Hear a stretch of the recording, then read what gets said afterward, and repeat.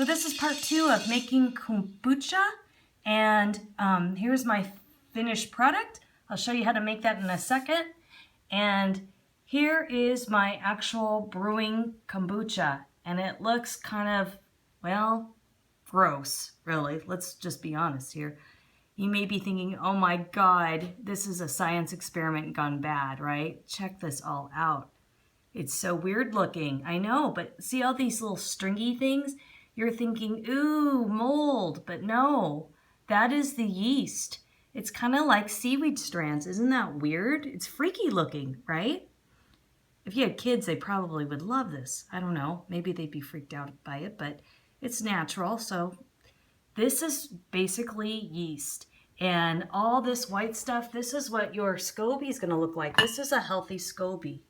Now, if I had dry circles, that would be the mold. So that's what you got to watch out for. By the way, I switched containers. I love this container because I don't have to transport the SCOBY in and out of that other container I was using. I picked this drink dispenser up at Bed Bath & Beyond for $15 and even less because I used a 20% off coupon. And so basically all I do is I make my 8 cups of tea, and this time, unlike the starter, you're going to use 1 cup.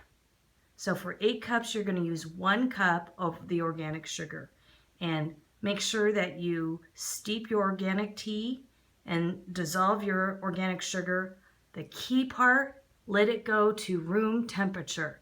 My girlfriend was trying to make it last night, in fact, and I don't know what she did, but she transported the hot liquid into another jar. She broke, the jar exploded on her. The glass container exploded on her.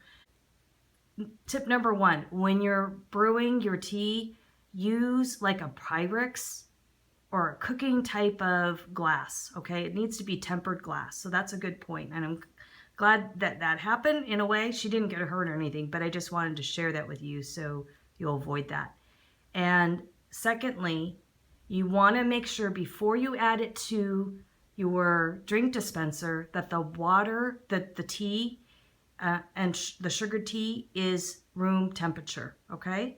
So if you're impatient and you can't wait, or you don't have that kind of time, you should have that kind of time, but if you don't, what you can do is you can do 4 cups of hot water, right? And dissolve the sugar in it and steep the tea, and then add 4 cups of cool water, and then that'll make it room temperature, and then you can add it to this.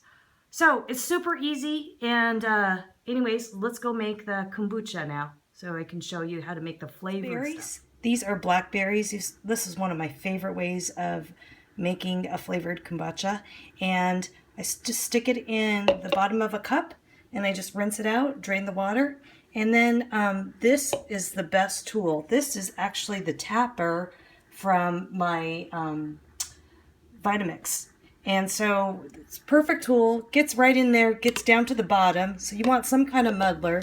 And basically all you're gonna do is you're just gonna go as an up-down motion, kind of like if, you know, how bartenders make mojitos. And I like to just really squish the berries. Now if you want, you can also at this time add some mint. I like to grow mint, and so I'll just take a few leaves of the mint, and crushing them is the best.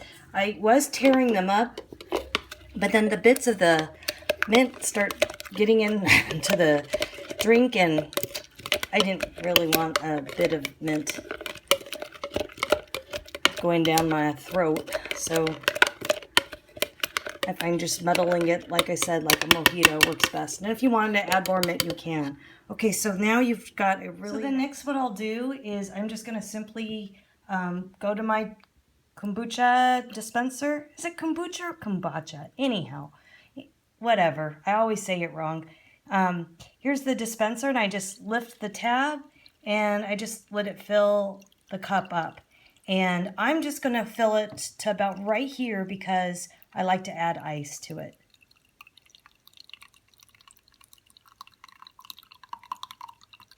There we go. To that point there. And See, it's nice and fizzy there, and so now I'm going to add ice, and then I'm going to enjoy. Well, here's my finished kombucha.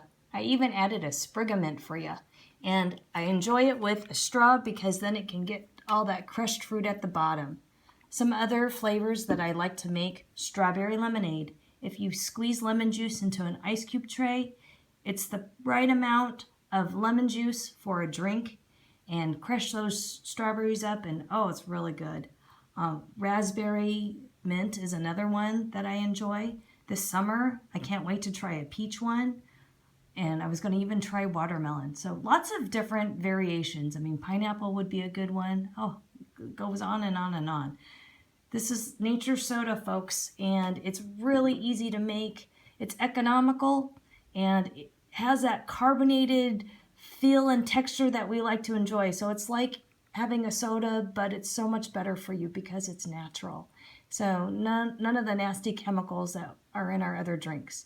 So I hope you like this video, and if you haven't subscribed, I hope you will subscribe. I really enjoy reading your comments, and feel free to share, please.